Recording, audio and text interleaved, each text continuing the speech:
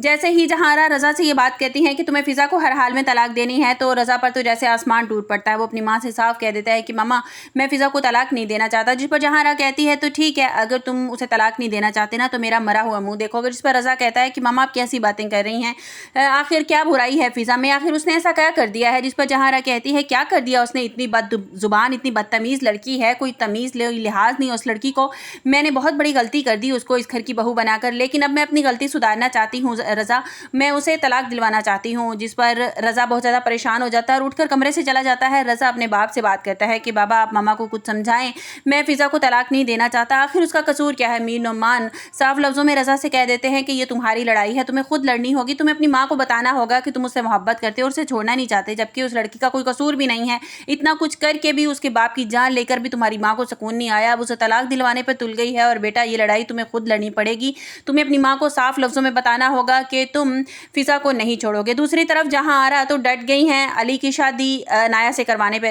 वो अली अपनी माँ के सामने डट जाता है और कहता है कि मैं अनाया से शादी नहीं करूँगा, मैं किसी और को से मोहब्बत करता हूँ और उससे शादी करूँगा। जिस पर जहारा कहती है कि मैंने बचपन से अब तक तुम्हें कितनी मुश्किलों से संभाला है और अब तुम्हें मेरा हक़ अदा करने का वक्त आ गया है, तुम्हें जितनी कुर्बानियाँ मैंने तुम्हारे लिए दी हैं, तुम वक्त आ गया भी मेरे लिए कुछ करो। जिस पर अली कहता है कि मामा आपने तो ऐसा कुछ भी नहीं किया, सिवाय आपने हमें दबा कर रखने से, क्या आपने क्या किया है, हमेशा आप बाबा के साथ लड़ती रही हैं, जब से हम बड़े हुए हैं हमने इस घर में झगड़ा और फसाद ही देखा है। जिस पर जहारा कहती है कि मैं कुछ नहीं जानती, मैंने हर हाल में तुम्हारी शादी अनाया से करनी है। और अली साफ इनकार कर देता है कि मैं ये शादी नहीं करना चाहता और आप भी ये कान खोल कर ये बात सुन लें। जिस पर जहारा कहती है कि अगर तुमने अनाया से शादी ना की ना तो मैं बहुत बुरी पेश आऊँगी। जहारा को ये लगता है कि शायद फ़िज़ा ने अली के कान भरे हैं, उसने समझाया है अली को अनाया से शादी तुमने नहीं करनी है, जबकि इसमें अनाया फ़िज़ा का तो कोई कसूर ही नहीं है।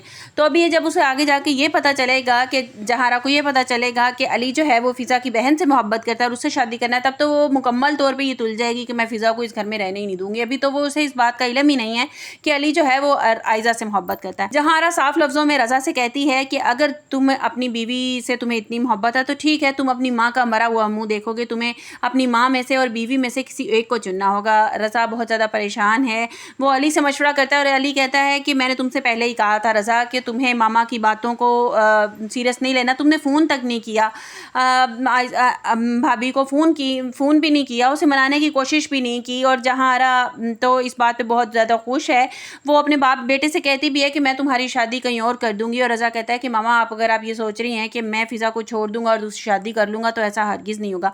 लेकिन देखना यह है कि आने वाले एपिसोड में कि किस तरह से ब्लैकमेल करती है जहारा अपने बेटे रज़ा को, कि वो ब्लैकमेल कर ही लेगी। वो इस बात पे वो अपनी जान लेने की कोशिश करेगी, वो कोई जहर खाने की कोशिश करेगी या अस्पताल पहुंच जाएगी, ऐसा कोई वो काम ज़रूर करेगी जिससे उसका बेटा जो है वो इस बात पे तैयार हो जाएगा कि मैं आपकी बात मानने के लिए तैयार हूँ। मेरे ख्याल में कोई जहारा जहर खा लेगी या कुछ करेगी ऐसा ज़रूर कि जो है रज़ा इस बात पे तैयार हो जाएगा। और अली को भी वो इसी तरह ब्लैकमेल कर रही है कि तुमने अगर मेरी बात ना मानी ना तो मैं अपने सर्कल में जो है वो अपनी दोस्तों की नज़रों में गिर जाऊंगी, सब क्या कहेंगे कि मेरे बेटे ने मेरी बात नहीं मानी, तो मैं बहुत ज़्यादा ज़लील हो जाऊंगी। अली सबको मैं क्या मुंह दिखाऊंगी, क्योंकि उसने तो यही ढिंढोरा पीट रखा है ना कि मेरे बेटे मेरा बहुत ज़्यादा कहना मानते हैं, मेरी हुक्म अदूली नहीं कर सकते। तो आने वाले एपिसोड में यही दिखाया जाएगा। दूसरी तरफ फ़िज़ा ने अब जॉब ढूंढना शुरू कर दी है और अब देखें कि सुरैया किस तरह बेचारी फ़ोन करती है रज़ा को। रज़ा अभी अपनी माँ की इतनी तरफदारी की, माँ तब सुन तो नहीं रही थी ना ही माँ को पता था, वो कितनी उससे बात करता है कि मैं उसकी माँ सुरैया कहती है कि रज़ा तुम फ़िज़ा से बात कर लो, वो तो जॉब ढूंढती फिरी है, उसको इस बात का आसरा तो हो जाएगा कि मेरे खामन ने मुझसे बात की, तुमने तो कोई कॉन्टैक्ट ही नहीं किया उससे।